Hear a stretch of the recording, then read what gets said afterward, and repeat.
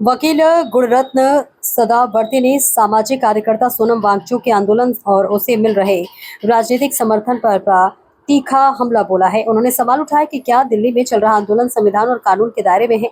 सदावर्ती ने कहा कि यदि किसी आंदोलनकारी की तबीयत बिगड़ती है तो कानून सभी पर समान रूप से लागू होना चाहिए। उन्होंने राज ठाकरे पर निशाना साधते हुए कहा कि यदि वे आंदोलन का समर्थन कर रहे हैं तो खुद अनशन पर बैठे।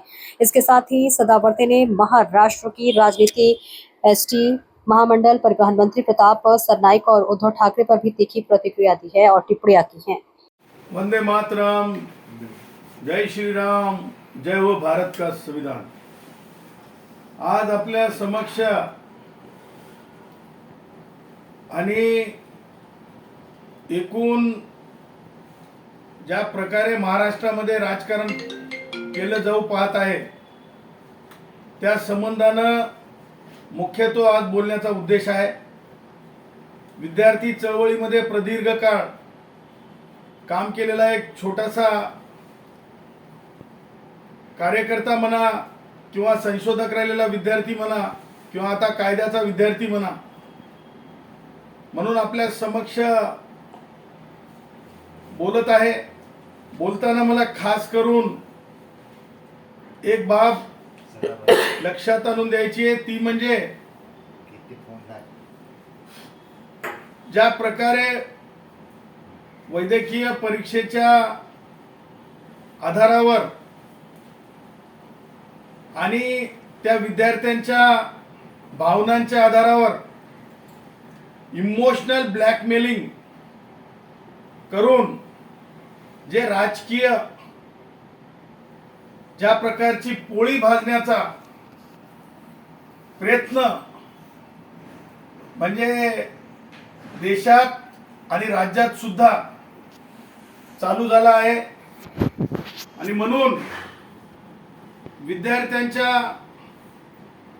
भावनांना इमोशनल ब्लॅकमेलिंगचा आधार घेत जे आंदोलन दिल्लीमध्ये चालू आहे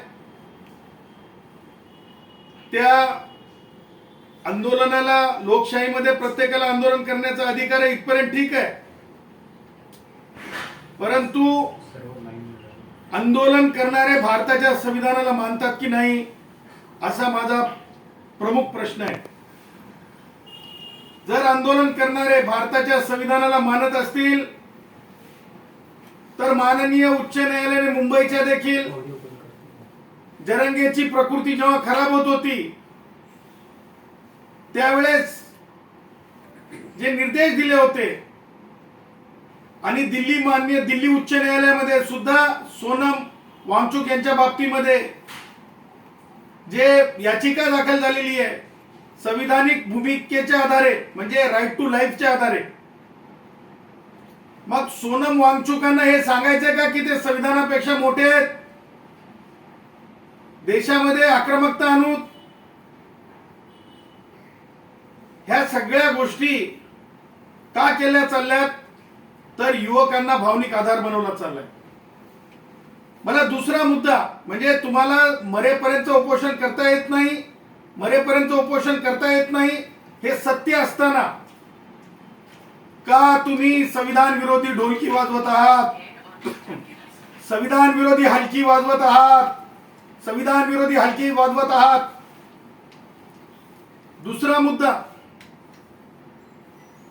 भारताच्या संविधानाने निर्मित सीबीआय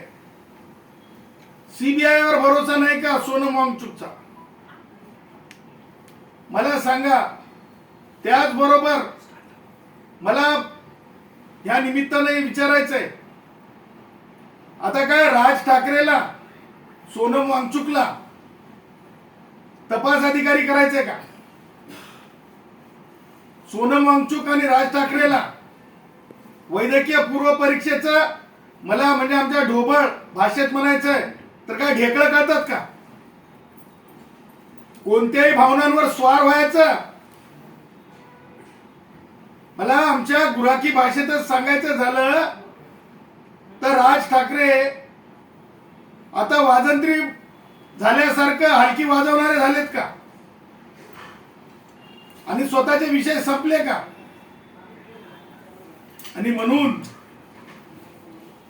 अशा प्रकारच्या भावनिक अत्याचाराला कुठेतरी थांबवलं पाहिजे.